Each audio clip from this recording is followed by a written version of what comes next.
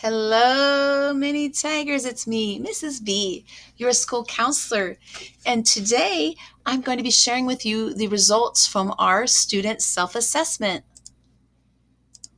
At the beginning of the school year, my first lesson introduced the 5 things that I would be focusing on this year with students. And today we're going to focus on number 4, sharing it.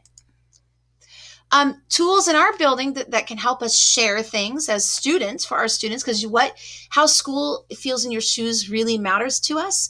So tools that we use in our school, we have temperature checks that some of the teachers use. They look differently maybe, but some use them daily, weekly. We have a school climate survey, and also this is something we use from year to year. But today we're going to focus on these two. We're going to focus on Classmate skills self-assessment survey and the empathy survey. Those are the two we're going to focus on today. So, my mini tigers, I wanted to clarify what a self-assessment is. We're looking at Classmate skills and empathy self-assessment, student responses, but what is a self-assessment? A self-assessment is assessment or evaluation of oneself or one's actions and attitudes. So it's really just questions about you and how you think you fit in those questions. So our building, this is what it kind of looked like if you took it online. Our student self-assessment, Classmate skills, had 241 students participated. 119 of them were in 1st through 3rd grade, and 122 were in 4th through 6th grade. 9 questions about how you feel, about your own Classmate skills, how we all work and play together. Just because I think it'd be good for you to know the process. You guys answer a survey online. I get the raw data. And then my job is to try and build a story out of these data points. What's the story here? So let's dig into the story of the Classmate skills. So the first thing I want to emphasize is a strength that I see here when it states, I care about how other people are doing or feeling. Wow, look at this. We have 183 students, almost 79%, almost 80% of our students say always. That's amazing. And for those 49 that said either never or sometimes, that also matters to me. I want to know more about that because that's not their reality. And I would hope we can kind of grow this more and more. All right. Next, just 2 strengths I want to chat about is it's okay for other people to be different from me. So you guys are telling us that many of you, 207 of you, say it's always okay for other people different from me. Always.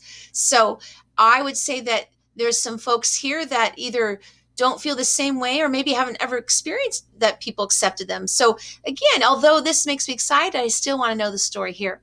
And then the last one of a strength I want to focus on is I play by the rules. So again, we have a lot of students that really it matters to them to play by the rules.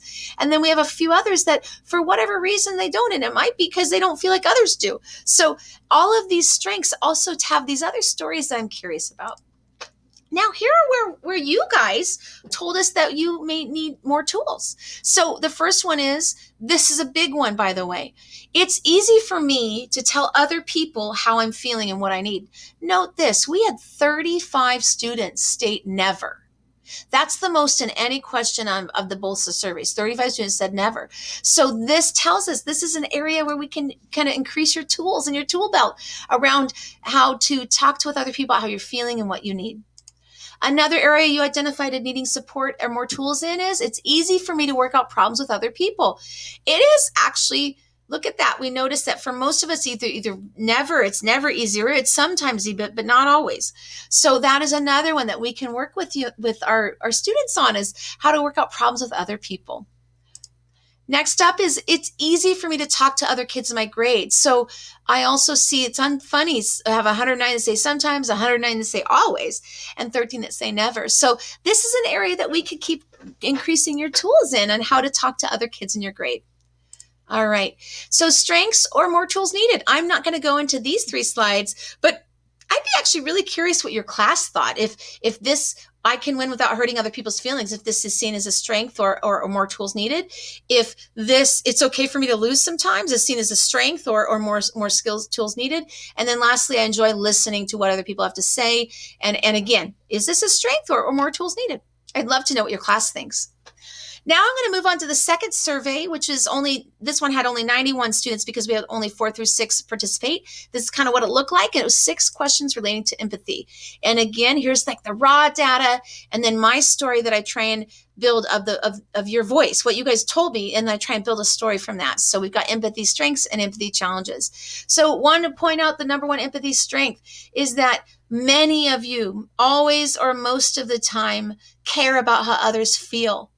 That is awesome. And it actually fits with the first survey or questionnaire where we asked, I care about other people are doing or feeling.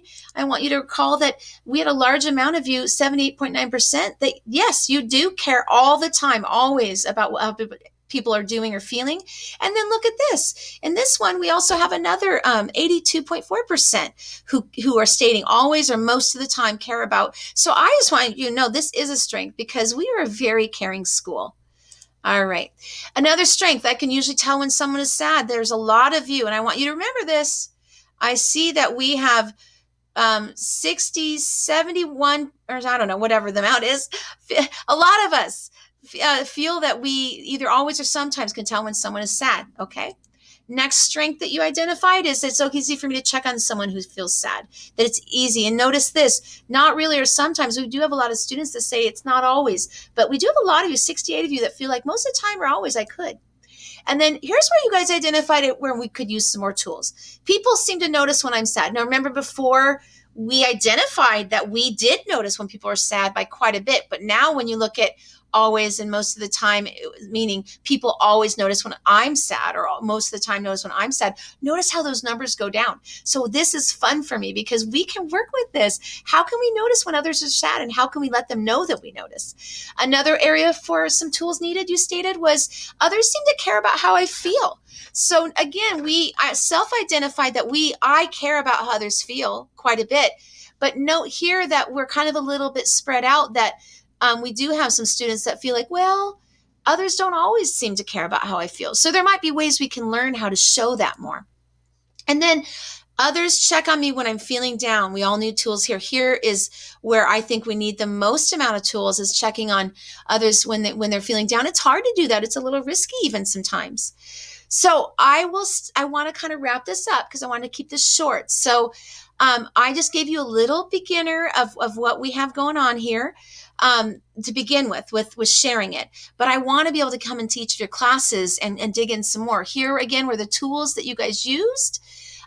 Here are some of and you communicated with us about how things are going for you. And then here are some of the example work that I'm developing around empathy and kindness based on your responses. Other tools we use in our building are Character Strong, Purposeful People. I have a lesson on Feelings Matter. We have Kimochis. And lastly, I'm going to leave you with this, that there are there are many more than 11, but there's counselor video lessons. There's 8 here listed that relate to feelings, belonging, and wellness. They're all on a YouTube channel, and I'd love for you to watch them. I look forward to hopefully coming into some of your classes and digging in with your own classroom data around this survey. But I want to just close with something very important to me, which is to say thank you. Thank you so much for taking this student survey.